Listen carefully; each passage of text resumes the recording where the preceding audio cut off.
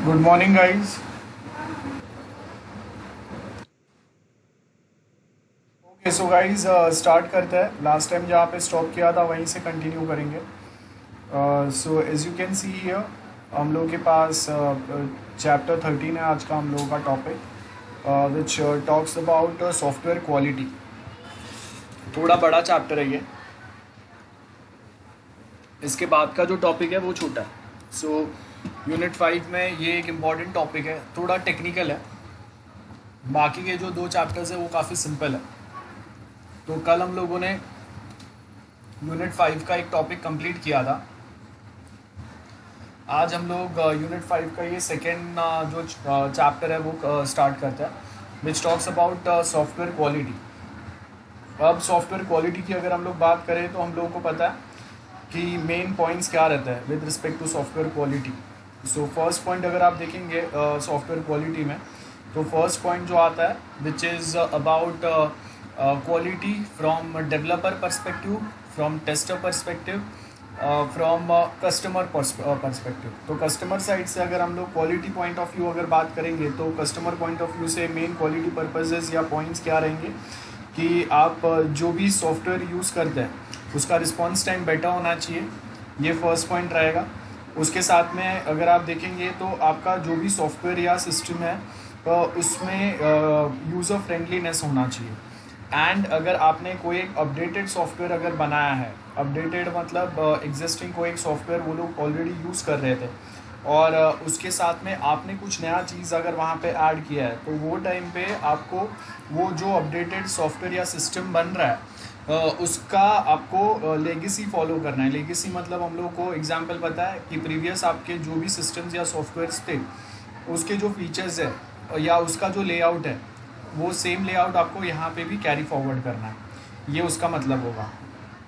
सो वही हम लोग यहाँ पे एक्सप्लेन करने की ट्राई कर रहे हैं। So software quality, software product quality. अब नॉर्मली अगर हम लोगों को अगर एक्सप्लेन करना है सॉफ्टवेयर प्रोडक्ट क्वालिटी तो हम लोग दो टर्म में एक्सप्लेन करेंगे।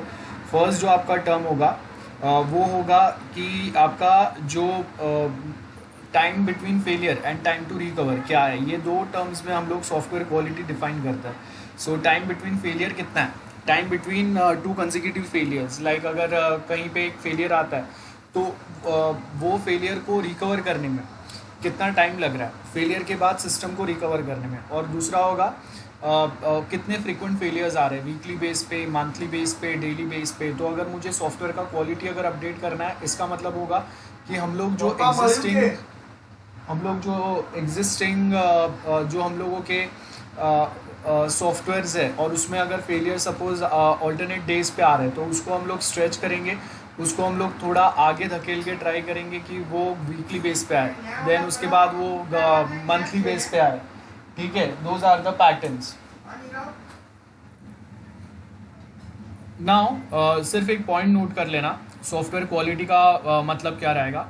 Time between failure and time to recover, this are the two points. So first अगर आप देखेंगे time between failure, as I discuss, time between two failures जो है अगर वो डेली बेस पे आ रहे हैं तो उसको वीकली बेस पे करेंगे। वीकली बेस पे अगर आ रहे हैं तो विल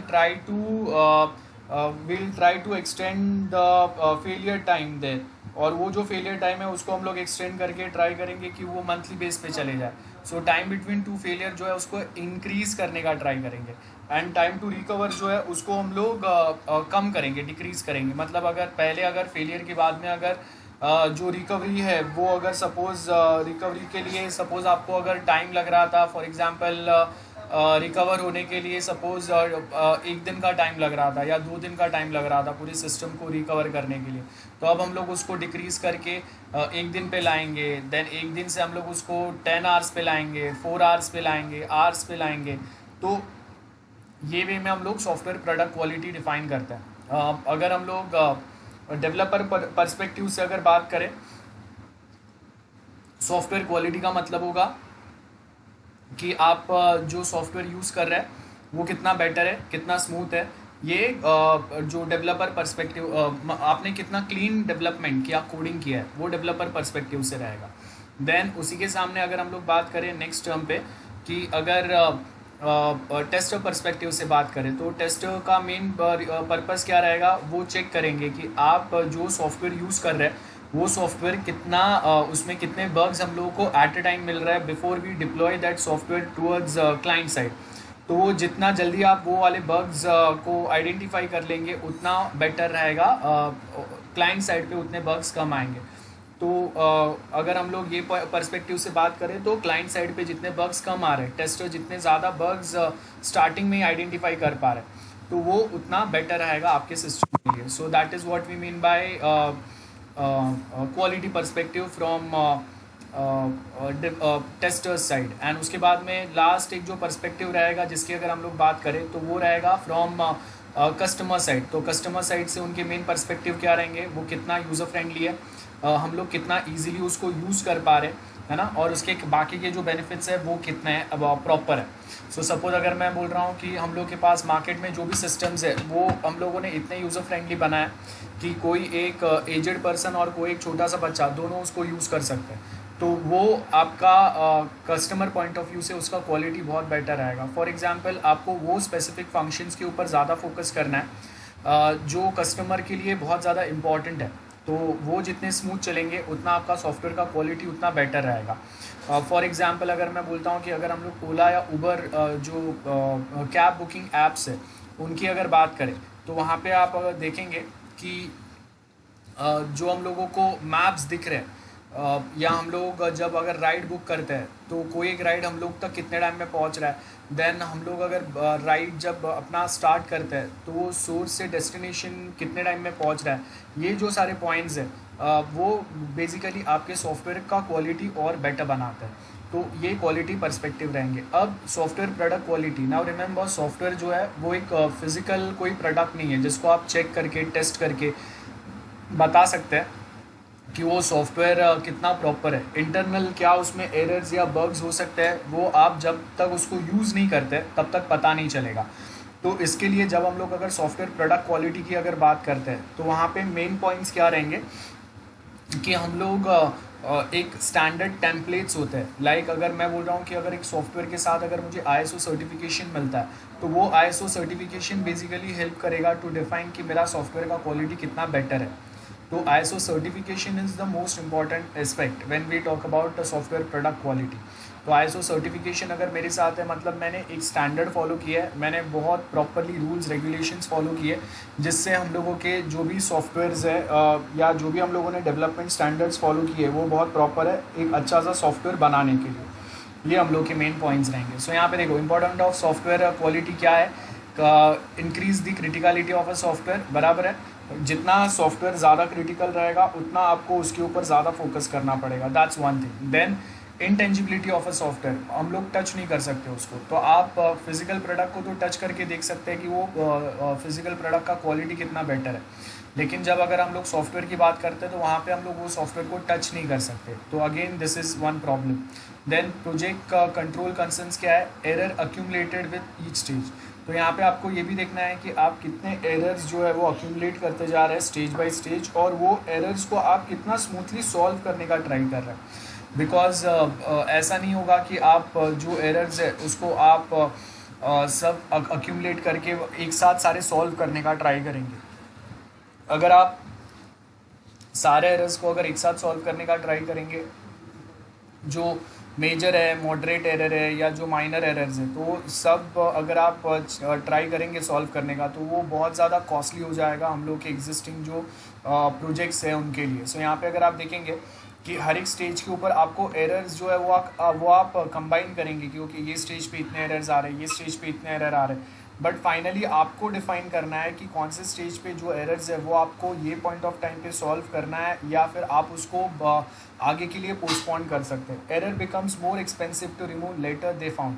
तो ये भी बहुत ज़रूरी है कि अगर आपका डेवलपमेंट हो गया, सपोज़ आपने रिक्वायरमेंट गैदरिंग किया तब आपको प्रोजेक्ट के एरर्स नहीं मिले, डिज़ाइनिंग में नहीं मिले, एंड देन जब आप डेवलपमेंट कर रहे हैं अगर वो पॉइंट ऑफ टाइम अगर आपको सर्टन एरर्स अगर मिल रहे हैं then that too creates a problem. Because अगर वो टाइम पे अगर आपको एरर अगर मिलेंगे तो उसको सॉल्व करने का आपका कॉस्ट जो है वो 10 to 100 टाइम्स बड़ा हो जाता है। अगर वही सेम एरर अगर आपको रिक्वायरमेंट्स टाइम पे मिल गए रहते थे तो आपके लिए वो एक बेटर पॉइंट रहता था, आपका मेहनत बहुत ज़्यादा बच जाता था और कॉस्टिंग या जो टाइम आप इन्वेस्ट करते थे वो भी बच जाता था ना। उसके आगे क्या बोला, it is difficult to control error removal processes, for example testing. तो मतलब क्या लेवल तक टेस्टिंग करना है, कहाँ पे जाके आपको स्टॉप करना है, ये डिफ़ाइन करना बहुत ज़रूरी है। अगर हमको ये थिन लाइन अगर नहीं पता है कि कहाँ पे जाके हम लोग टेस्टिंग स्टॉप करेंगे तो वो भी बहुत ज़्यादा प्रॉब्लम क्रिएट होगा। बिकॉज आप कंटिन्यूस अगर टेस्टिंग स्टार्ट रखेंगे तो वो आपका बहुत ज़्यादा इन्वेस्टमेंट जो है आपके प्रोजेक्ट का वो वहाँ पे हो जाएगा। सो ये उसका सेम आपको बॉक्स में उसका एक्सप्लेनेशन मिलेगा इन डिटेल जो आप एग्ज़ाम में लिखेंगे। Okay, quality specification. तो आप देखोगे अगर क्वालिटी की स्पेसिफिकेशन के लिए हम लोग क्या करेंगे, डिफाइन और description of the quality. Quality मतलब क्या पॉइंट पे हम लोग क्वालिटी की बात कर रहे हैं। अगर बैंकिंग सॉफ्टवेयर है तो वहाँ पे बहुत क्रिटिकल है, जो जो भी लोग रहेंगे वो बहुत ज़्यादा डिपेंडेंट रहेंगे उसके ऊपर। तो जब अगर हम लोग बैंकिंग सिस्टम या सॉफ्टवेयर की बात करते हैं तो वहाँ पे क्वालिटी एक बहुत इंपॉर्टेंट रोल प्ले करता है। तो वहाँ पे क्वालिटी की हम लोग सॉफ्टवेयर टर्म में कैसे डिफाइन करेंगे। देन यूनिट ऑफ मेजरमेंट क्या चल रहा है, यहाँ पे स्केल फैक्टर देखेंगे। फॉर एग्जांपल हम लोग कौन से यूनिट्स पे कौन से ज़्यादा क्रिटिकल है, कौन से किस बाकी यूनिट्स के ऊपर डिपेंड करते हैं, तो उसमें हम लोग सॉफ्टवेयर क्वालिटी कैसे डिफाइन करेंगे। Testing practical test of extent of quality वो आएगा। मिनिमली एक्सेप्टेबल मतलब लोएस्ट एक्सेप्टेबल आपका सॉफ्टवेयर क्वालिटी क्या रहेगा कि अगर मिनिमम ये लेवल तक का अगर आपका सॉफ्टवेयर क्वालिटी अगर अचीव हो गया तो आप उसको डिप्लॉय कर सकते हैं एंड देन मेंटेनेंस फेज़ में आप उसको और इम्प्रूव करने का ट्राई करेंगे। टारगेट रेंज डिजायर्ड वैल्यूज़ क्या रहेंगे। टारगेट रेंज मतलब हम लोग डिफाइन करेंगे कि okay this is the approx target range जहाँ तक का आपको टेस्टिंग करना है on each and every unit और module. Then value that currently applies वो हम लोग देखेंगे। देन उसके आगे ISO स्टैंडर्ड्स दिए। अब अगर ऊपर के कोई जो हम लोग पॉइंट्स बोलते हैं वो सारे प्रैक्टिकली इंडिविजुअली फॉलो करना, हैंडल करना ये पॉसिबल नहीं रहता है। सो बेसिकली हम लोग क्या करते हैं, ISO के साइड से आपको सर्टिफिकेशन मिलता है और ये जो सर्टिफिकेशन है ना ये बेसिकली हेल्प करता है। तो अगर कोई एक सॉफ्टवेयर लूँगा तो वो सॉफ्टवेयर का क्वालिटी कितना बेटर है, कितना बेटर नहीं है, या वो सॉफ्टवेयर के ऊपर कितना ट्रस्ट कर सकता हूँ, ये बेसिकली हम लोग डिफाइन करेंगे with the help of ISO certification. So as you can see यहाँ पे 12207 that is the ISO certification number है। तो अगर मैं कोई एक सॉफ्टवेयर परचेस करता हूँ और वो सॉफ्टवेयर डेवलप करने के लिए वो जो भी डेवलपर्स है उन्होंने अगर ISO 12207 के विद रिस्पेक्ट टू ISO 207 अगर उन्होंने software development life cycle SDLC अगर इसके पर्सपेक्टिव से अगर फॉलो किया है, मतलब आपने एक बहुत प्रॉपर वे में अपना सॉफ्टवेयर बनाया हुआ है जिसके ऊपर हम लोग भरोसा कर सकते हैं। तो यहाँ पे आपको क्या बोल रहा है, a development life cycle like 12207 indicates the sequence of processes that will produce software deliverable and intermediate product that will pass between the process.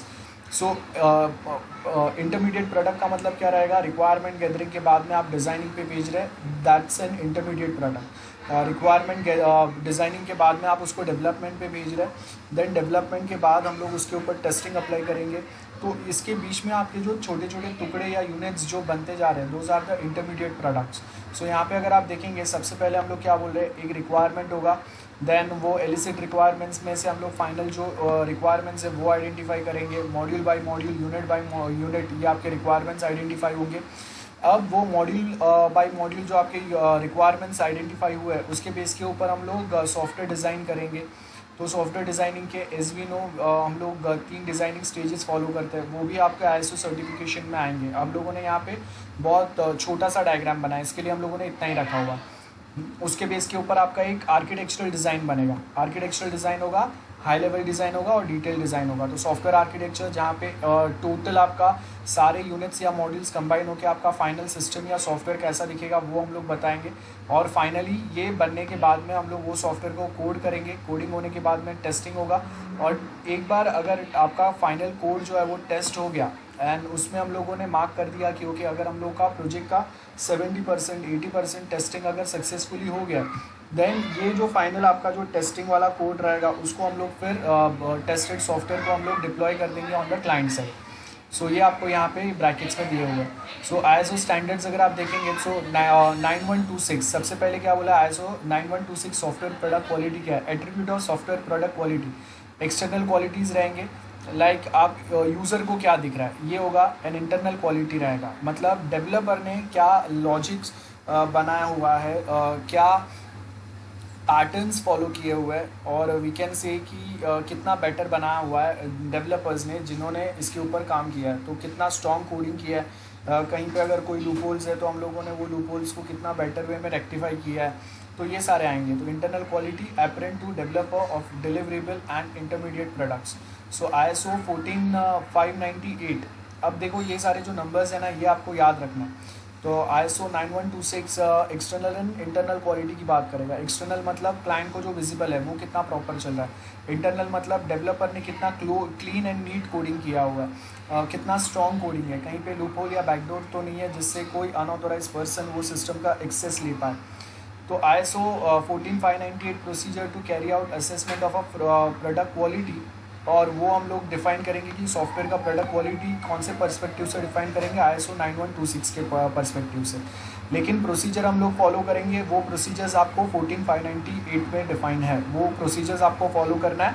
वो प्रोसीजर्स फॉलो करके हम लोग internal and external qualities achieve कर सकते हैं। ये line का मतलब है। तो यहाँ पे आपको ये पूरा बोल्ड में एक लाइन दिया हुआ है कि ISO 9126 focus on definition of software quality while 14598 focus on the way that quality can be achieved और असेस्ड कर सकते हैं। सो टाइप्स ऑफ क्वालिटी असेसमेंट क्या रहेंगे, एक तो डेवलपमेंट के टाइम पे आप जो डेवलप होते जा रहा है उसी को ऊपर आप चेक करते जाएंगे कि वो कितना बेटर या कितना प्रॉपर बन रहा है। सेकेंड होगा जब यूज़र उसको वो सॉफ्टवेयर को अक्वायर करता है, मतलब जब वो सॉफ्टवेयर फाइनली हम लोग डिप्लॉय करने वाले, to allow customer to compare and select the best quality product, and finally for a particular community of users independent evolution by. अब यहाँ पे हम लोग क्या करेंगे, रेटिंग प्रोवाइड करेंगे। आप देखो कि अगर हम लोग प्ले स्टोर पे भी जाते हैं तो आप जो मोबाइल ऐप्स हैं उनको रेटिंग्स प्रोवाइड कर सकते हैं। सो एग्जैक्टली सिमिलर वे यहाँ पे भी हम लोग कोई रेटिंग सिस्टम जो है वो फॉलो कर सकते हैं। Then ISO 9126 software product quality जो है उसमें अगर आप देखेंगे तो सबसे पहले आपके यहाँ पे फर्स्ट आपको क्या बोला है, we can follow a process. तो सॉफ्टवेयर प्रोसेस क्वालिटी एक होगा। प्रोसेस आपने SDLC की बात कर रहे हैं हम लोग, डेवलपमेंटल प्रोसेस और software development life cycle, that is the process जो फॉलो करके और उसके अंदर और डिटेलिंग स्टेप्स फॉलो करके हम लोग एक सॉफ्टवेयर का एक बेटर क्वालिटी जो है वो अचीव कर सकते हैं। तो प्रोसेस मेजर्स में हम लोग क्या बोल रहे हैं, ISO 15504 है, ये आपको एक प्रोसेस मेजर बताता है, मतलब आपने जो प्रोसेस फॉलो किया है वो कितना आपके सॉफ्टवेयर का क्वालिटी अचीव करने में हेल्प करेगा, वो इसके थ्रू पता चलेगा। और प्रोसेस क्वालिटी जितना बेटर रहेगा, it can influence the internal quality attributes of a software. तो अगर आपका प्रोसेस क्वालिटी मतलब आपने एक स्टैंडर्ड प्रोसेस फॉलो किया है एज पर द टेम्पलेट और as per the guidelines provided under ISO 15504, तो उसके हिसाब से आपके सॉफ्टवेयर के इंटरनल जो क्वालिटी एट्रीब्यूट्स है वो बेटर हो जाएंगे। और अगर इंटरनल क्वालिटी एट्रीब्यूट मतलब डेवलपमेंट जो है वो उतना नीट एंड क्लीन होगा, क्लियर होगा। पेयर प्रोग्रामिंग हम लोग करेंगे। पेयर प्रोग्रामिंग का मतलब है एक डेवलपर डेवलप करते जाएगा और दूसरा डेवलपर वो सेम कोडिंग को रिव्यू करते जाएगा एट अ टाइम, जिससे हम लोग को बेटर पता चलेगा कि आपका जो सॉफ्टवेयर है वो कितना प्रॉपर काम कर रहा है, कोडिंग जो है वो कितना प्रॉपर है, एक्यूरेट है। और ये अगर इंटरनल क्वालिटी अगर बेटर रहेगा तो that can influence the external quality attributes. External quality attribute मतलब क्लाइंट साइड पे आपका जो सॉफ्टवेयर है वो उतना प्रॉपर उतना बेटर बिहेव करेगा, ये हम लोग बात करें। और ये अगर फाइनली ये अगर प्रॉपर हो जाता है तो फाइनली आपका ओवरऑल जो क्वालिटी है सॉफ्टवेयर का वो बेटर हो जाएगा। सो वो आपको यहाँ पे एक्सप्लेन किया हुआ है। क्वालिटी इन यूज़, सो कितना इफेक्टिव रहेगा, effectiveness, ability to achieve users goal with accuracy and completeness. 2 points है, एक्यूरेसी एंड कम्प्लीटनेस मतलब जो भी आपको रिक्वायरमेंट्स दिए थे वो रिक्वायरमेंट आपको कितना प्रॉपरली समझा है और वो आपने कितना प्रॉपरली उसको इम्प्लीमेंट किया है डिज़ाइनिंग एंड डेवलपमेंट फेज में।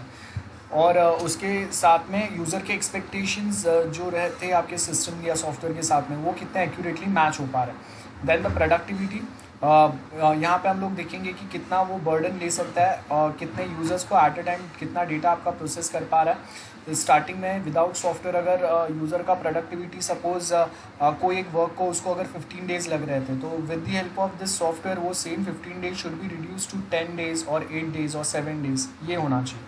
Then safety, within reasonable levels, risk of harm of people अब सेफ्टी में हम लोग क्या बोल रहे हैं कि अगर डिपेंडेंस अगर बहुत ज़्यादा है वो सॉफ्टवेयर पे, तो वो टाइम पे आपको सेफ्टी मेजर्स ज़्यादा फॉलो करने पड़ेंगे।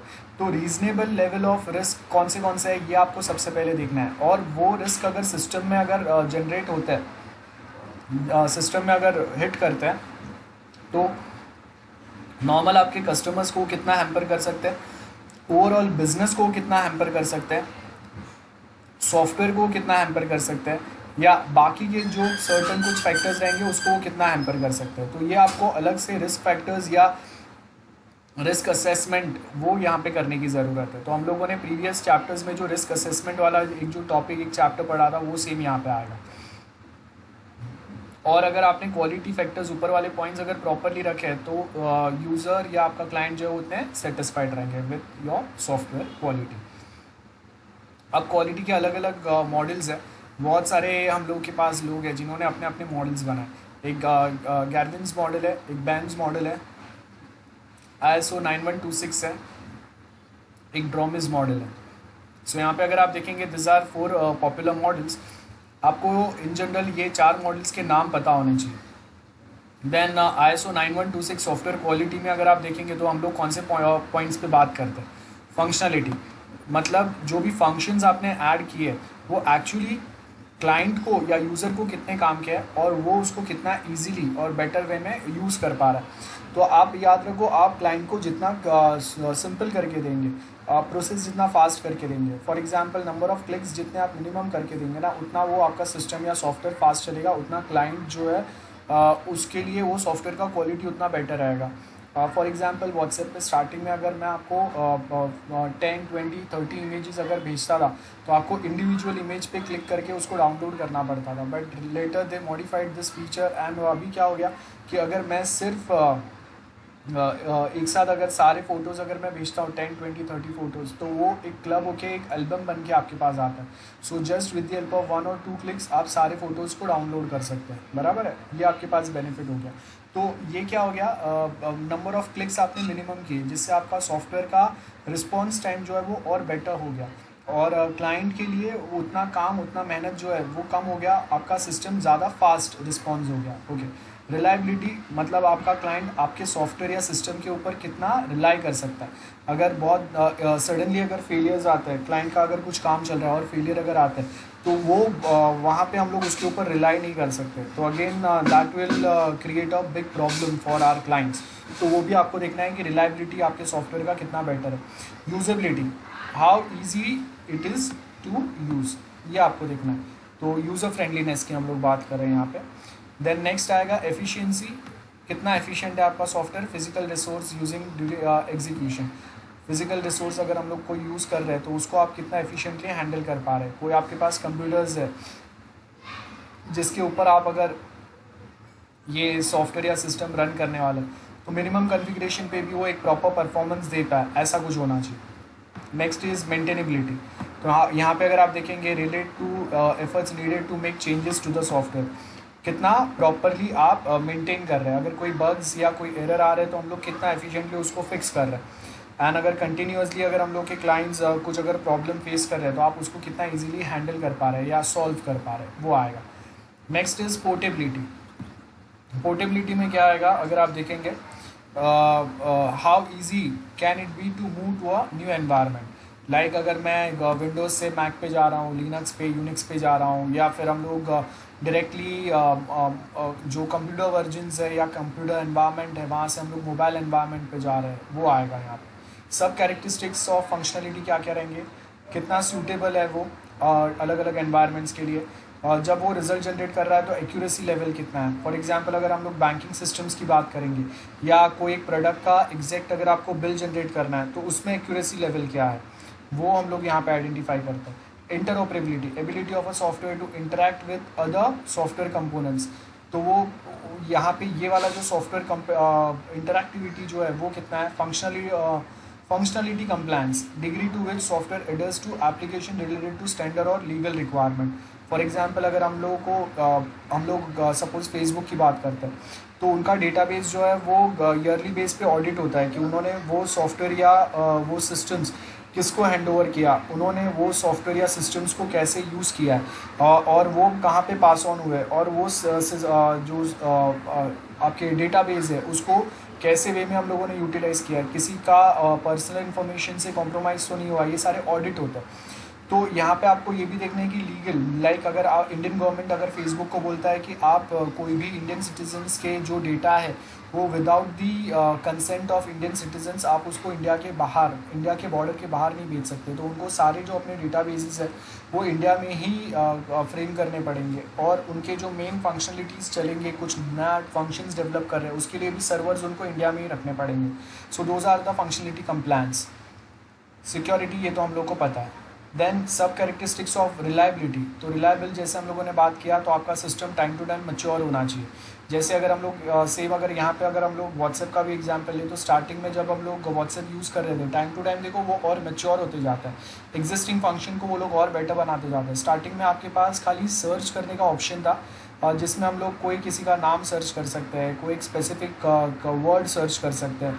देन अभी आपके पास ऑप्शन आया कि आप कोई लिंक, डॉक्यूमेंट्स, इमेज, वीडियोस, ये हर एक चीज़ें आप अलग से सर्च भी कर सकते हैं। तो वो क्या हो गया, that's a maturity. Fault tolerance, अगर कोई एक सिस्टम में अगर कोई एक फॉल्ट आता है तो आपका सॉफ्टवेयर कितना मैच्योर है कि वो सॉफ्टवेयर को खुद से हैंडल कर पाए। फेलियर्स आते हैं तो रिकवरेबिलिटी कितना है उसमें। सो डिस्टिंग्विश फ्रॉम द सिक्योरिटी, जहाँ पे हम लोग देखेंगे कि अगर कोई फेलियर्स या फॉल्ट आता है तो जो भी डेटा अभी आपका हैंग हुआ है या जो भी प्रोसेसेस आपके अटक गए वो कितना क्विकली हम लोग रिकवर कर पाते हैं। देन रिलायबिलिटी कंप्लायंस में अगर आप देखेंगे compliance with standard relating to reliability. Usability के कैरेक्टरिस्टिक्स क्या रहेंगे, कितना इजी है यूज़ करने के लिए, दैट इज़ कितना इजीली समझने में कितना सिंपल है वो। अगर आप अगर उसको इजीली समझ पाएंगे तो जल्दी से सीख पाएंगे। तो अगर एक छोटा बच्चा या कोई एक एजेड पर्सन अगर आपके सॉफ्टवेयर को बहुत इजीली सीख पा रहा है तो आपका सॉफ्टवेयर बहुत सिंपल है, यूज़र फ्रेंडली। ऑपरेटिबिलिटी कितना सिंपल है, कितना इजीली आप ऑपरेट कर पा रहे हैं अपने मोबाइल, कंप्यूटर, लैपटॉप, कहीं से भी। देन अट्रैक्टिवनेस, अट्रैक्टिवनेस का मतलब क्या होगा कि सपोज़ अगर हम लोग फेसबुक या कोई ऐसे सोशल मीडिया प्लेटफॉर्म्स की बात करते हैं तो बाकी आपको लेटेस्ट में अभी जो जो फंक्शंस या फीचर्स है वो सेम आपको यहाँ पे कितना इजीली अवेलेबल हो पा रहा है, that's what we mean by attractiveness. Usability compliance में हम लोग देखेंगे कंप्लायंस विद रेलिवेंट स्टैंडर्ड्स।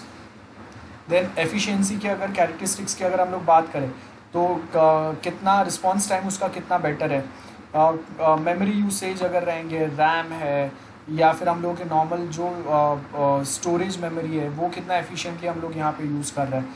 और जो हम लोगों ने जैसे बोले कि अगर कोई लीगल रूल्स है कि जैसे आप सर्टन डेटा को इंडिया के बाहर नहीं भेज सकते, आपको अगर कोई एक पर्सन ने अगर डू नॉट डिस्टर्ब वाला अगर टैग अगर एक्टिव किया है तो आप उसको वापस डिस्टर्ब नहीं करेंगे, अगर कुछ ब्लॉक किए उसने चीज़ें तो वो सेम आगे नहीं पास ऑन होनी चाहिए, उसके पर्सनल इन्फॉर्मेशन और किसी के पास नहीं जानी चाहिए। This are the efficiency compliance.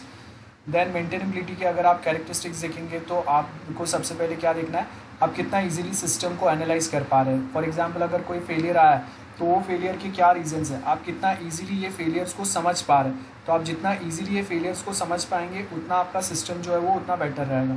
Changeability मतलब आपको अगर कहीं पे अगर कोई बग या एरर मिला है तो आप उसको कितना इजीली चेंज कर पा रहे हैं, बराबर है। सॉफ्टवेयर में वो फीचर्स को अगर मॉडिफाई करना है, चेंजेस करना है। स्टेबिलिटी, ऐसा नहीं होना चाहिए कि आप हर दिन उठ के देखेंगे और कोई ना कोई 2-4 नए फीचर्स उसमें ऐड किए रहेंगे, ये नहीं होना चाहिए। सो बेसिकली वहाँ पे स्टेबिलिटी होना चाहिए। आप देख लो कि आप जो भी standard social networking platforms use करते हैं वो बहुत रेयरली अपने सिस्टम्स या प्लेटफॉर्म्स के ऊपर चेंजेस लाते हैं, और वो जो भी चेंजेस लाते हैं वो धीरे धीरे उसमें रिफ्लेक्ट होते हैं।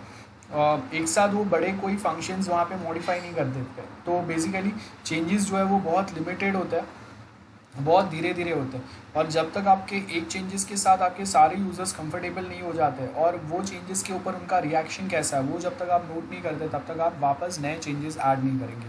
तो यहाँ पे वही बता रहे हैं कि कभी कभी मॉडिफिकेशंस जो रहते हैं वो ऐसा हो पाएगा, और कभी कभी ऐसा हो जाएगा कि सर्टन मॉडिफिकेशंस जो है वो आपके एग्जिस्टिंग कोई चीज़ें, एग्जिस्टिंग कोई मॉड्यूल्स जो प्रॉपर चल रहे थे ना उसको भी ये हैम्पर कर देगा, तो वो भी अभी प्रॉपर नहीं चल पाएगा। सो ये भी प्रॉब्लम हो सकता है।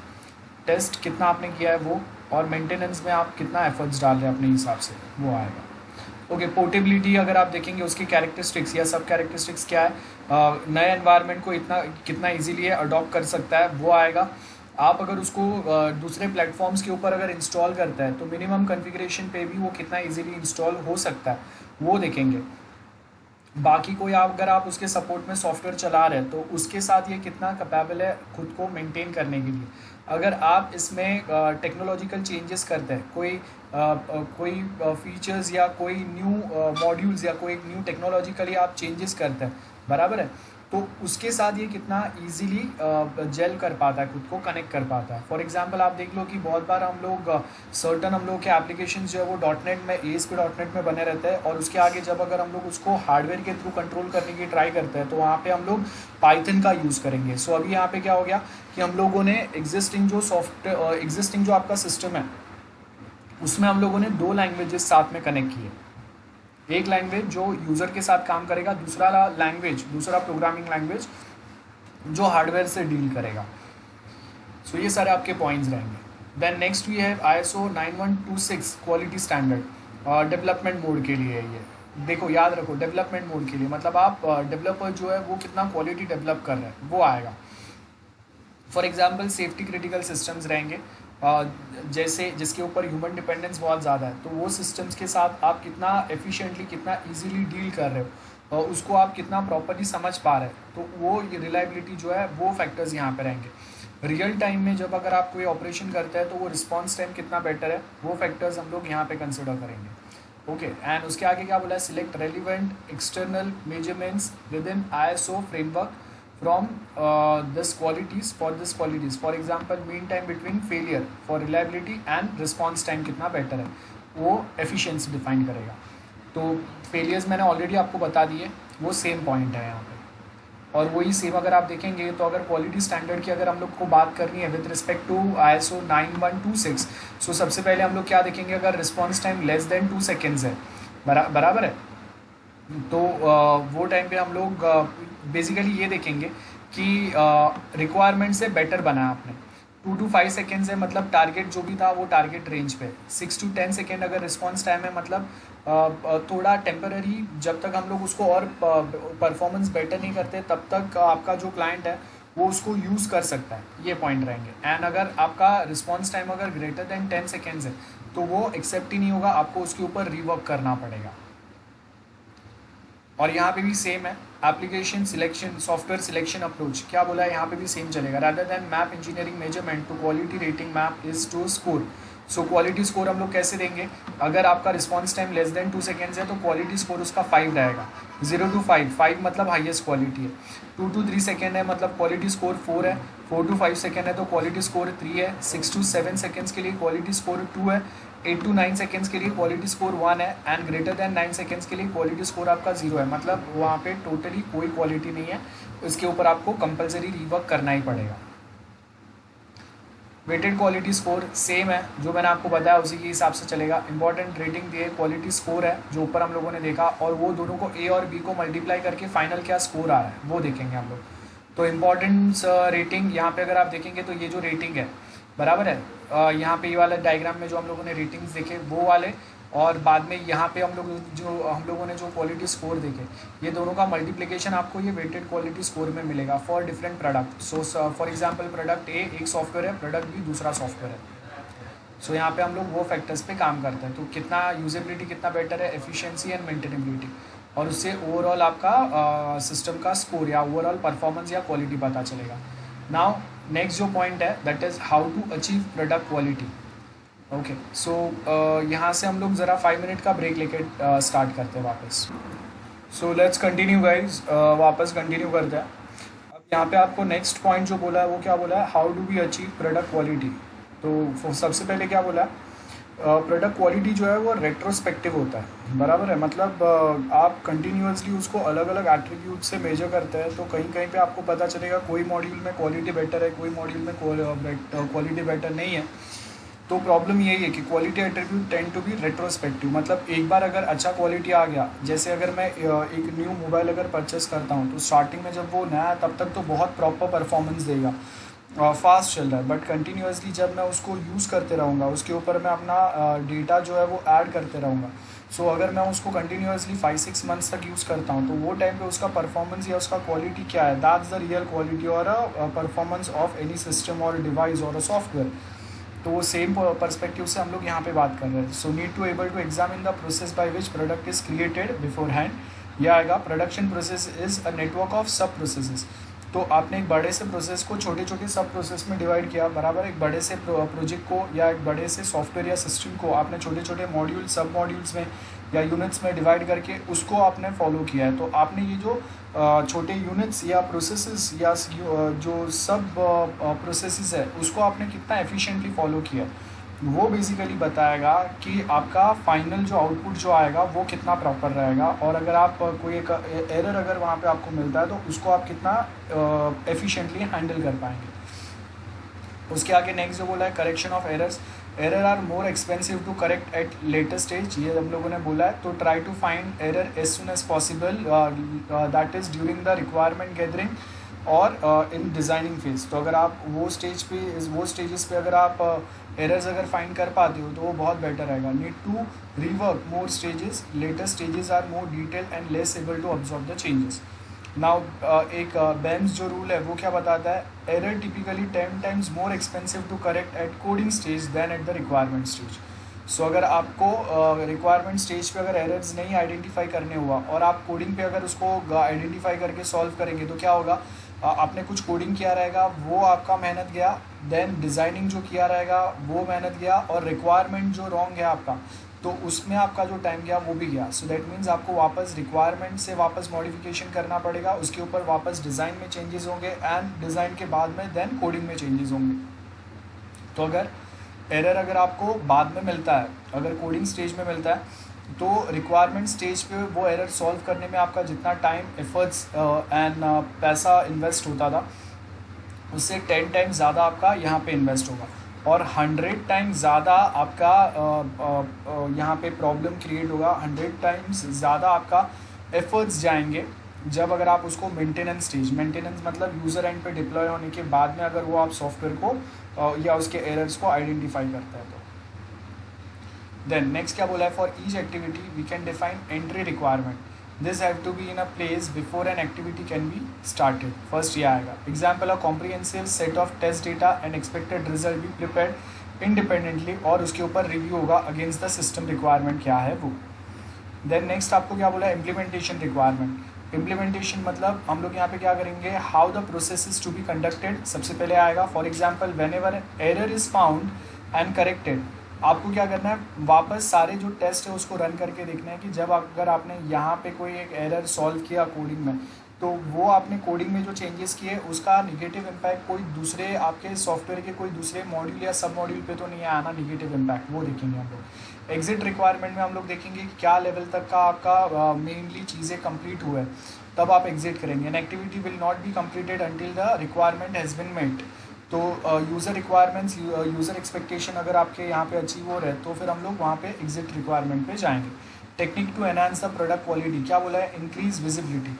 For example, egoless programming. Egoless programming का मतलब क्या होगा, आपका एक कोडिंग करने से ही पूरा सॉफ्टवेयर या सिस्टम बनेगा, ऐसा नहीं है। There are multiple people who are basically involve in this programming part. तो अगर आपने कुछ कोडिंग किया है जिससे कोई एक मॉड्यूल बेटर वर्क कर रहा है, और किसी दूसरे ने कोडिंग किया है, वहाँ पे कोई एरर या बग है, तो आपको उसको हेल्प करना है। आपको ऐसा नहीं बताना है कि मैंने कोडिंग किया वो बहुत स्मूथ चल रहा है, आपने कोडिंग किया उसकी वजह से हम लोगों का सिस्टम या सॉफ्टवेयर में एरर आ रहा है, ऐसा नहीं होना चाहिए। सो कि दूसरे को हेल्प करने के लिए भी आपको रेडी रहना, अपने टीम मेंबर्स जो रहेंगे जो सेम प्रोजेक्ट पे काम कर रहे हैं उनको। So that is what we mean by egoless programming. Then procedural structure क्या है, over the years there have been growth of methodologies. So कौन से मेथड्स है वो आपको स्ट्रिक्टली फॉलो करना है, जिससे आप आगे के प्रोजेक्ट्स जब बनाएंगे तो उसमें आपको कम प्रॉब्लम हो, बराबर है, वो ये वाला पार्ट रहेगा। Then checking intermediate stages, so checking the correctness of the work at various stages of the development, ये बहुत ज़रूरी है कि आपने इन बिटवीन जो मॉड्यूल्स या यूनिट्स बनाया है वो कितने एक्यूरेट है, कितने प्रॉपर है, ये चेक करना, ये वेरीफाई करना बहुत ज़रूरी है। टेस्टिंग ऑफ कोर्स हम लोग को पता ही है, मैंने टेस्टिंग के लिए आपको एक अलग से डायग्राम बताया था। तो mainly we have 3 types of testing, ऐसे तो 4 टाइप के टेस्टिंग है, देन सब टाइप्स है। तो यूनिट टेस्ट के बाद में एक यूनिट को या एक मॉड्यूल को हम लोग दूसरे मॉड्यूल के साथ कनेक्ट या इंटीग्रेट करके चेक करते हैं, उसको इंटीग्रेशन टेस्ट बोलते हैं। और आपके सिस्टम या सॉफ्टवेयर में जितने भी यूनिट्स है, ये सबको जब हम लोग कंबाइन टेस्ट करेंगे एज अ सिंगल सिस्टम और एज अ सिंगल सॉफ्टवेयर, उसको हम लोग सिस्टम टेस्ट बोलते हैं।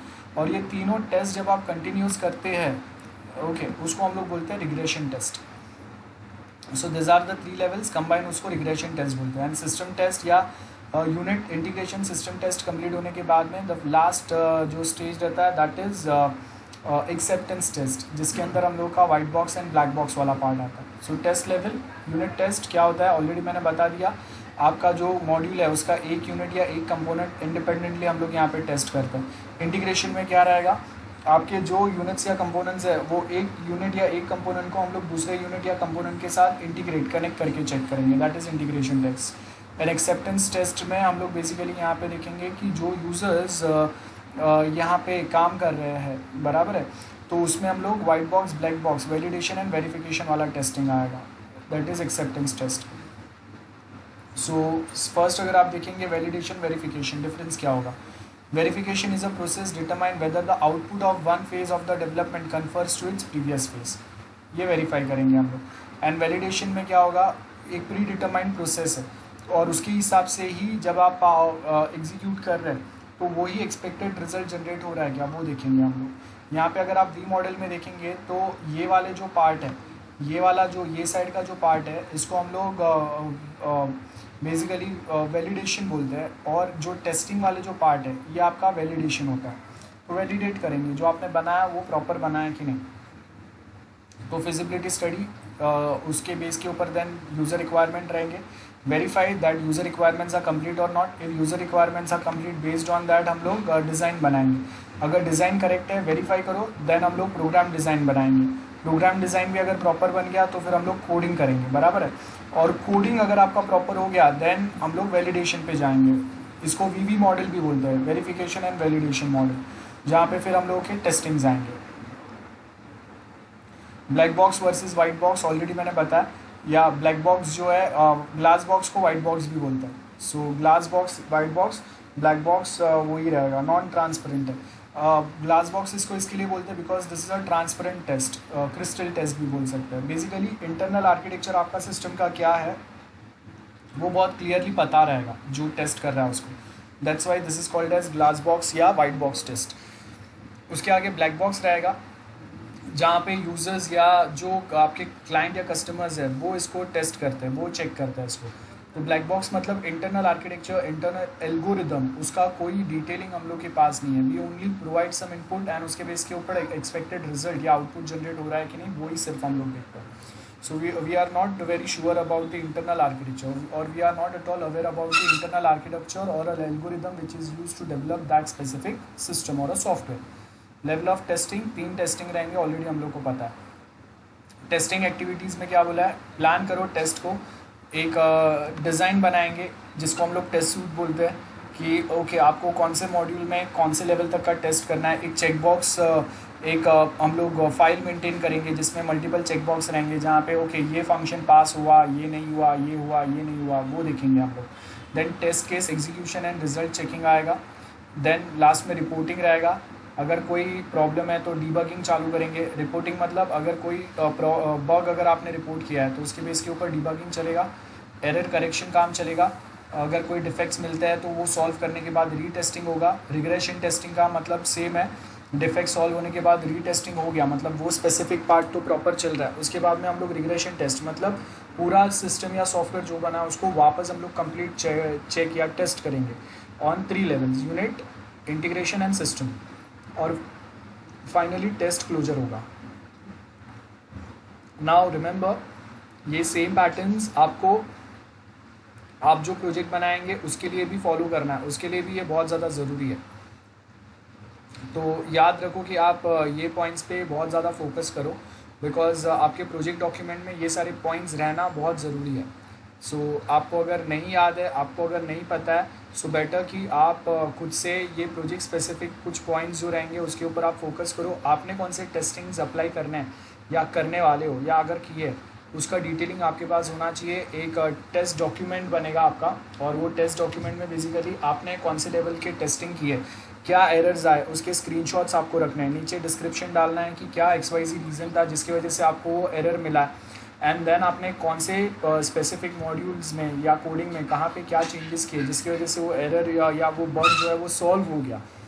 और उसके बाद आपने रीटेस्टिंग जो फॉलो किया उसमें आपका जो सॉफ्टवेयर या सिस्टम है उसका परफॉर्मेंस क्या रहा, ये सारे पॉइंट्स आपको प्रोवाइड करने रहते हैं। तो आप जो फाइनल एक जो प्रोजेक्ट बनाएंगे उसके लिए ये वाले पॉइंट्स बहुत ज़रूरी है। सो मेक श्योर कि आप ये पॉइंट्स को फॉलो करो बहुत प्रॉपरली। सो यहाँ पे अगर आप देखेंगे टेस्ट प्लान्स दिए हम लोग को, स्पेसिफाइड टेस्ट एनवायरनमेंट सबसे पहले तो देखना है। In many cases, especially with software that control environment, a special test system will need to set up। जहाँ पे हम लोग एक स्पेशल एनवायरनमेंट बनाएंगे। एनवायरनमेंट मतलब आपने डेवलप सॉफ्टवेयर या सिस्टम जो है वो आपके पास हाईली कॉन्फ़िगर्ड कंप्यूटर्स है, उसके ऊपर तो वो बहुत स्मूथ चलेगा। बट वही सेम सॉफ्टवेयर को जब अगर हम लोग क्लाइंट एंड पे उसके पास लो कॉन्फ़िगर्ड कंप्यूटर्स है या नेटवर्क आर्किटेक्चर उसका थोड़ा वीक है compare to our development office, तो वहाँ पे वो एनवायरनमेंट में वो नेटवर्क पे वो कंप्यूटर्स पे आपका सिस्टम या आपका जो सॉफ्टवेयर है वो कैसे बिहेव कर रहा है वो हम लोग देखेंगे। यहाँ पे यूसेज प्रोफाइल में देखेंगे failure in operational system more likely to be more heavily used components.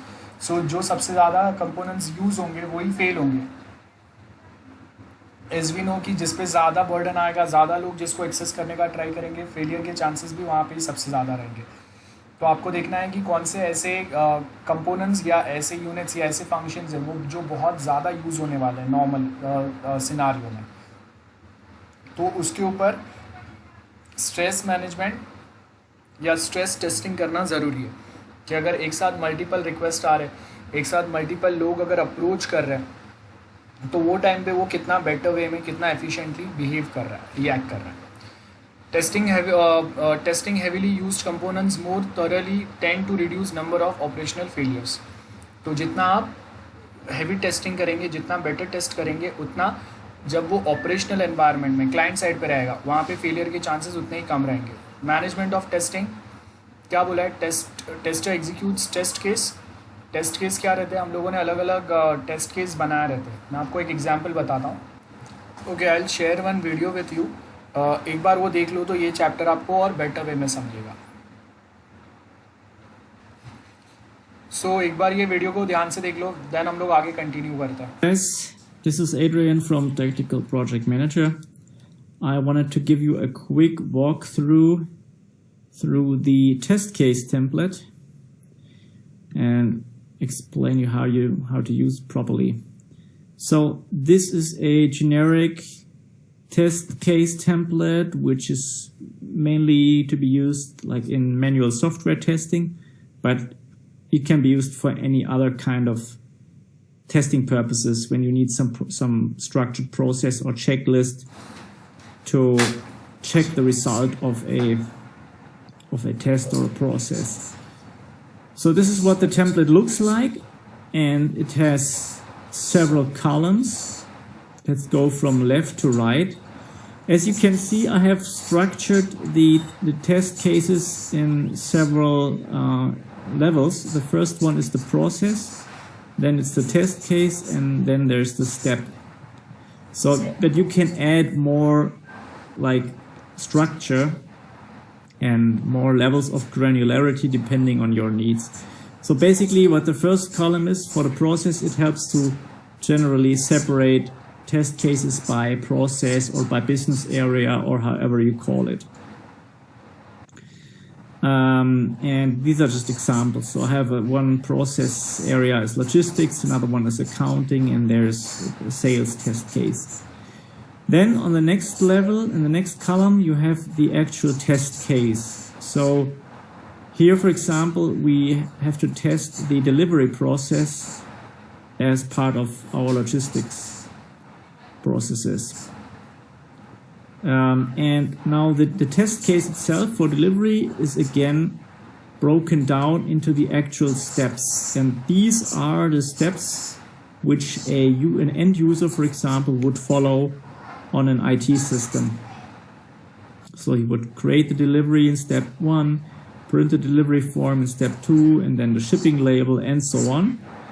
And in the status column, the user will track the status. So you have here 4 categories: passed, if the test is successful, has been completed successfully; failed, if there was an error; open, if it's just not yet been tested; and then in work, if the testing is still in progress. So and it uses different color coding. And then what the tester will document is the actual result.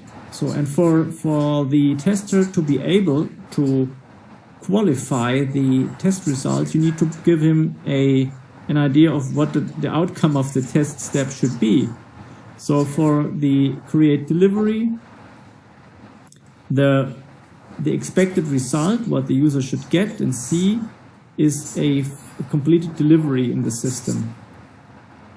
And then he would document the actual result if there's a deviation, like for example there's an authorization issue. So he would document here and say authorization issue, unable to save delivery, for example. And you can add more information here in the comment field.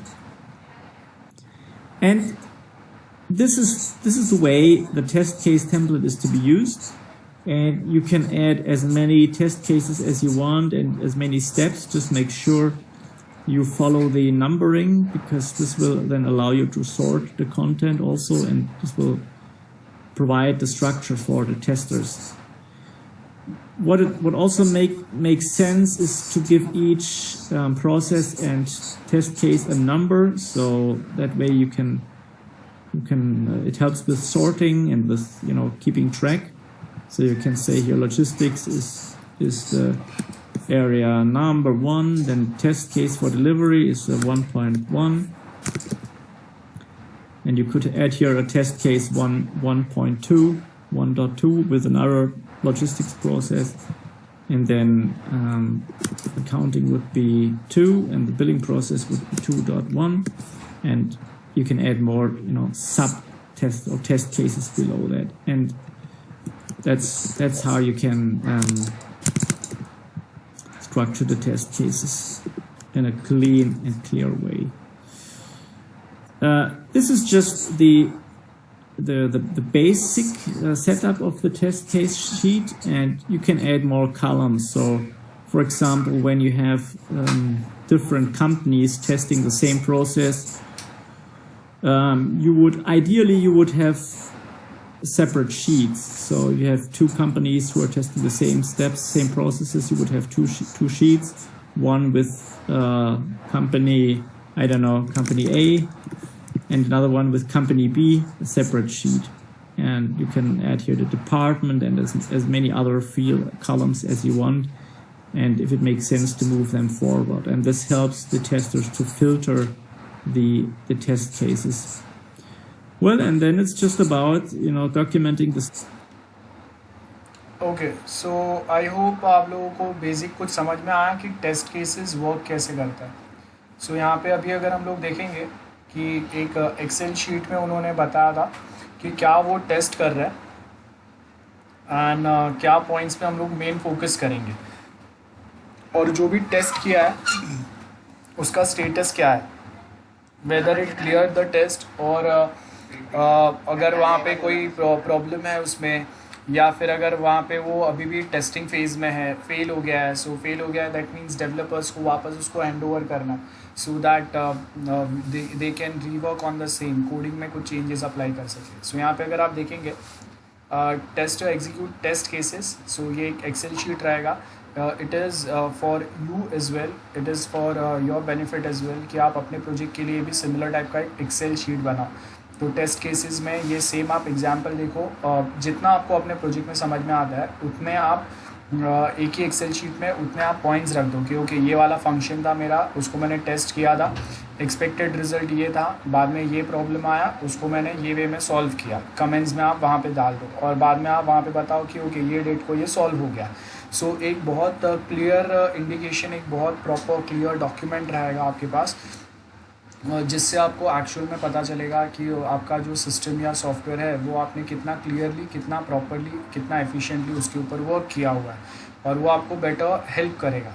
Okay, so यहाँ पे क्या बोला है, मैं results in find discrepancies, test cases जो problems है, जो discrepancies है वो फाइंड करने में बताएगा, और एक्चुअल रिजल्ट और एक्सपेक्टेड रिजल्ट में अगर कुछ डिफरेंसेस है, कुछ इश्यूज़ है, तो वो भी यहाँ पे बताएगा। हम लोगों ने भी वहाँ पे देखा ना, 2 कॉलम्स थे वो एक्सेल शीट में, एक एक्चुअल रिजल्ट एंड एक एक्सपेक्टेड रिजल्ट। तो एक्सपेक्टेड रिजल्ट क्या था आपका और एक्चुअल रिजल्ट वही सेम लेवल पे आ रहा है। अगर एक्सपेक्टेड रिजल्ट के हिसाब से ही एक्चुअल रिजल्ट आ रहा है, मतलब आपका सॉफ्टवेयर का क्वालिटी बहुत प्रॉपर है, टेस्टिंग क्लियर हो गया। अगर expected result and actual result में अगर डिफरेंस है, दैट मीन्स आपको और वापस रिवर्क करने की ज़रूरत है on those XYZ components. Now issue resolution में क्या बोला है हम लोगों ने कि कभी कभी ऐसा हो सकता है कि expected and actual result proper है, लेकिन टेस्टर के साइड से टेस्टिंग में मिस्टेक हो गया, जिसकी वजह से आपको प्रॉपर रिजल्ट नहीं मिला। फॉल्ट नीड करेक्शंस, फॉल्ट हो सकता है, then there are some fault may decide not to correct of the specification. तो सर्टन फॉल्ट्स रहेंगे जो आपको करेक्ट करने पड़ेंगे, तब जाके आपका सॉफ्टवेयर का क्वालिटी या एक्सपेक्टेड रिजल्ट अचीव हो पाएंगे। सर्टन फॉल्ट्स जो है वो स्पेसिफिकेशन में नहीं है, वो आपके रिक्वायरमेंट में नहीं है, तो आपको उसके ऊपर मेहनत नहीं करना है। टाइम मिला तो आप उस पर देखेंगे, अदरवाइज फिलहाल आपको उस पर काम नहीं करना है, तो वो ऑफ द स्पेसिफिकेशन है, तो आप उसको फिलहाल के लिए छोड़ देंगे। And sometimes if required changes हम लोग लाएंगे। तो software work as specified but the specification are wrong, तो हम लोग क्या करेंगे, चेंज कंट्रोल वहाँ पे मेंशन करेंगे, क्योंकि कितने लेवल तक के आप क्या क्या चेंजेस कहाँ कहाँ पे अप्लाई कर सकते हैं, और वो हम लोग के अभी के एग्जिस्टिंग कैपेसिटी में है क्या।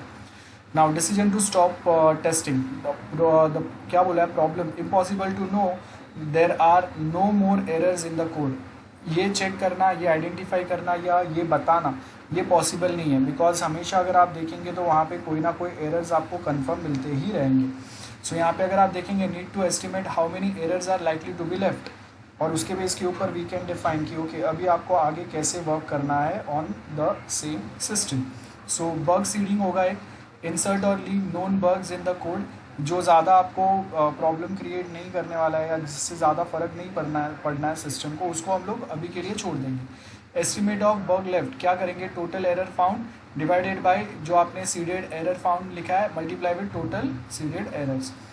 तो ये आपका सिंपल सा इक्वेशन है, जिससे आपको एग्जैक्टली पता चलेगा कि अभी कितने बग्स जो है अभी सिस्टम में बाकी है, जिस पे आपको वर्क करना पड़ेगा।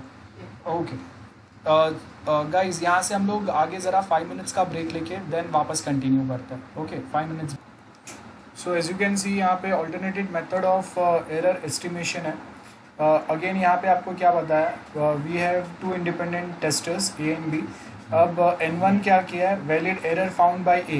N1 क्या है, वैलिड एरर्स जो भी A ने ढूंढे, B ने ढूंढे हुए एरर को N2 बोल रहा है। जब हम दोनों को कंबाइन करेंगे तो number of cases where some error found by A and B, N12 लिख रहे हैं उसको। और एस्टिमेट्स कैसे निकालेंगे, A ने फाइंड किए हुए एरर मल्टीप्लाई विद B ने फाइंड किए हुए error divide by total errors जो दोनों ने फाइंड किए। So this is the estimation method, error estimation method. Example, A ने 30 एरर फाइंड किए, B ने 20 फाइंड किए, so 15 are common to A and B, so how many errors are likely to be there, ये देखेंगे। Test automation बहुत simple है, automatic testing tool use करेंगे यहाँ पे, जिससे आप एक सॉफ्टवेयर को टेस्ट करते हैं बेसिकली दूसरे सॉफ्टवेयर के साथ। सो यहाँ पे हम लोग के पास ऐसे सर्टन पैटर्न्स रहते हैं, सॉफ्टवेयर्स रहते हैं, लाइक सिलेनियम ID एक ऑटोमेशन टेस्टिंग टूल है, जो यूज़ करके आप अपने सॉफ्टवेयर को हम लोग एक पैटर्न यूज़ करते हैं टेस्टिंग के लिए। Types of testing, capture and playback आएगा, ऑटोमेटेड टेस्ट स्क्रिप्ट्स रहेंगे। टेस्ट स्क्रिप्ट्स मतलब ऑटोमेटिक जो आपके सॉफ्टवेयर है उसके लिए ऑटोमेटिक कोड एक जनरेट किया हुआ रहेगा या लिखा हुआ रहेगा, तो आप जैसे ही वो कोड को वो सॉफ्टवेयर में एग्जीक्यूट करेंगे आपका सॉफ्टवेयर टेस्ट होना चालू होगा। रैंडम इनपुट्स देके हम लोग टेस्ट करेंगे या फिर मॉडल बेस्ड टेस्ट रहेंगे, अलग अलग मॉडल बेस्ड जो टेस्ट रहेंगे हम लोग के। सो सॉफ्टवेयर रिलायबिलिटी का मतलब क्या रहेगा, आप कितना उसके ऊपर ट्रस्ट कर सकते हैं, डिपेंड कर सकते हैं।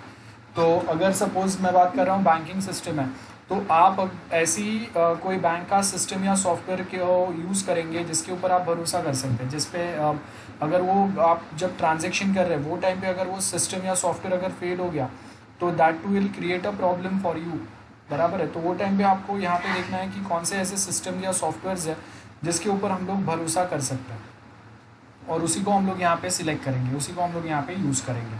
सो वो आपका नेक्स्ट पॉइंट हो गया, which is basically trustworthiness and dependency. Next अगर आप देखेंगे reliability growth model, RGM model, how reliability of a software product improves as failure are reported and bugs are corrected. So यहाँ पे हम लोग क्या बोलेंगे, रिलायबिलिटी बढ़ते जाएगा जितने आप बग्स फिक्स करेंगे, और फेलियर्स आप नंबर ऑफ फेलियर्स जितने कम करेंगे। तो जितने नंबर ऑफ फेलियर्स कम होंगे उतने ज़्यादा बग्स हम लोग फिक्स कर पाएंगे और उतना आपका सिस्टम और बेटर काम करेगा। Then software process quality. So यहाँ पे देखो आपको क्या बोला है, प्रोडक्ट एंड प्रोसेस, ये दोनों के क्वालिटीज़ है। प्रोडक्ट मतलब जो आप डेवलप कर रहे हैं, एंड प्रोसेस मतलब वो प्रोडक्ट बनाने के लिए जो आप स्टेप्स फॉलो करेंगे।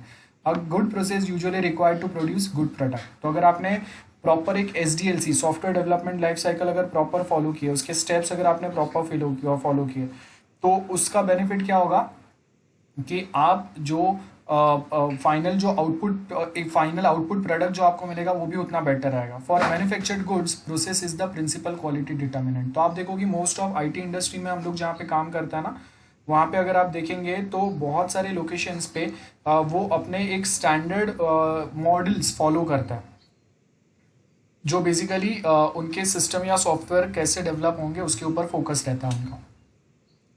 Next, for design-based activity, other factors are also involved. For example, capabilities of the designers.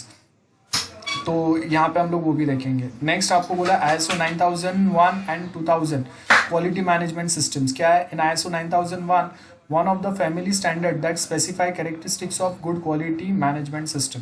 तो ISO 9001 जो है वो आपको बताता है बेसिकली कि आपके पास जो सॉफ्टवेयर या सिस्टम है उसका क्वालिटी कितना बेटर है। तो उसके लिए हम लोग ये वाला सर्टिफिकेशन प्रोवाइड करते हैं, and can be applied for creation of any type of product और सर्विस, नॉट जस्ट IT। बाकी हम लोग कोई टाइप के जो सर्विसेज प्रोवाइड कर रहे हैं उसके लिए भी हम लोग ISO का ये स्पेसिफिक जो सर्विस है वो यूज़ करते हैं। देन ISO 9001 2000 के प्रिंसिपल्स क्या है, सबसे पहले तो रिक्वायरमेंट प्रॉपरली समझो। Then unity of the purpose and direction to achieve the quality, मतलब सब साइमल्टेनियसली एक ही डायरेक्शन में काम करते रहेंगे वो क्वालिटी या वो यूनिटी अचीव करने के लिए। Next, involvement of staff at all levels, again बहुत इंपॉर्टेंट पार्ट है। Then focus on individual which can create intermediate and deliverable products and services, ये आएगा। Focus on inter relation of the processes that delivers product and services. Then continuous process improvement, ये काम आएगा, ये next point रहेगा। उसके आगे अगर आप नेक्स्ट देखेंगे तो क्या बोला है, decision making based on factual evidence. तो यहाँ पे हम लोग डिसीजन मेकिंग में हम लोग क्या पॉइंट्स पे फोकस कर रहे हैं, लाइक कौन एक मेजर लेवल पे रहेगा जो सारे प्रोसेस को कंट्रोल करेंगे, ध्यान देंगे कि क्या प्रोसेस कैसे फॉलो होना चाहिए, क्या स्टेप्स हम लोग को लेना चाहिए। Mutually beneficial relation with supplier, ये भी बहुत इंपॉर्टेंट है।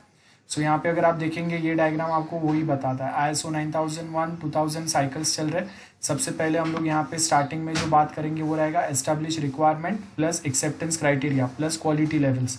तो रिक्वायरमेंट्स क्या है एग्जैक्टली वो डिफाइन करेंगे हम लोग। रिक्वायरमेंट्स प्रॉपरली डिफाइन होने के बाद में उसके आगे हम लोग क्वालिटी लेवल्स कहाँ तक का, क्या लेवल तक का मैच होना चाहिए उसके ऊपर फोकस रहेगा। नेक्स्ट जो हम लोग के पॉइंट रहेंगे वो रहेंगे डिज़ाइन प्रोडक्ट्स। सो डिज़ाइन प्रोडक्ट्स की अगर हम लोग बात करें तो डिज़ाइन प्रोडक्ट्स यहाँ पे क्या बता रहा है कि आपने जो प्रोडक्ट बनाया है उसके मेन क्या स्टैंडर्ड डिज़ाइन आप फॉलो करेंगे। हम लोगों ने ऑलरेडी डिस्कस किया है, 3 टाइप के डिज़ाइन हम लोग बेसिकली यहाँ पे फॉलो करेंगे, architectural design, high level design and detail design. तो वो हम लोग यहाँ पे डिज़ाइन प्रोडक्ट करेंगे, प्रोडक्ट डिज़ाइनिंग चलेगा।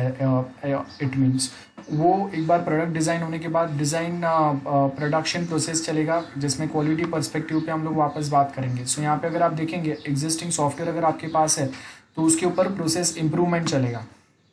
नया प्रोडक्ट अगर आप बना रहे हैं तो उसको हम लोग डेवलप करेंगे बेस्ड ऑन डिज़ाइन जो आपने बनाया है और उसके साथ कौन सी क्वालिटी लेवल अचीव करना है। एंड देन क्वालिटी कंट्रोल मतलब टेस्टिंग होगा फाइनली। तो ये दिस आर द स्टेप्स और उसी का यहाँ पे एक्सप्लेनेशन आपको दिया हुआ है। देन ISO 9001 रिक्वायरमेंट क्या है, मैनेजमेंट रिस्पॉन्सिबिलिटी। अब देखो यहाँ पे ये जो पॉइंट्स है ना, ये बहुत सिंपल से पॉइंट्स है जो आपको प्रॉपरली याद रखना है।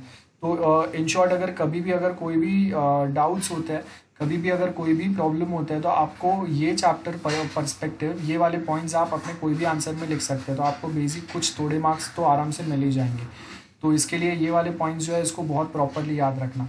मैनेजमेंट रिस्पॉन्सिबिलिटी है, क्वालिटी सिस्टम रहेगा, कॉन्ट्रैक्ट रिव्यू करते रहो, डिज़ाइन कंट्रोल करो सो दैट आप एग्जैक्ट क्या डिज़ाइंस रहेंगे जो सबसे सिंपल वे में डेवलपमेंट में हेल्प कर सके, उसी के पे फोकस कर सको। और डॉक्यूमेंट एंड डेटा कंट्रोल होगा, एक्सेट्रा एक्सेट्रा। ओके, नेक्स्ट क्या बोला है, द नीड टू इम्प्रूव। कभी आपको एग्जैक्टली पता चलता है कि आपको अभी इम्प्रूवमेंट्स करना है, ये हम लोग को देखना है। तो सपोज अगर हम लोग यहाँ पे बोलता है कि एग्जैक्टली कभी हम लोग इम्प्रूवमेंट्स चालू करेंगे, तो यहाँ पे क्या बोला है, can everything be improved at one, ये पॉसिबल नहीं है। So poor companies are poor at changing.